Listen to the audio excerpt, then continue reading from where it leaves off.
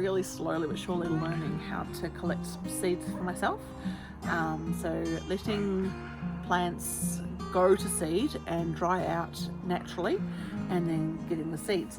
I've got some basil here that didn't go brilliantly in this spot, but I think the basil itself was really tasty. So these here are the seed heads. So what we want to do is each of these little things has 2 seeds in them. You take these little bits here off, and then inside of those you'll see there's 3 seeds in that one. Oop, I dropped one. That's okay. I dropped 2.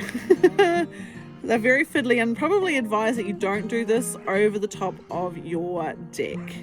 I've probably damaged that one beyond use, but you can see if I'm going to put these in the bag, but you can see that inside each are basil seeds. So the idea is I'll collect them and save them for next summer, probably in a glass jar, and just make sure you label them, otherwise you won't quite know what you're doing.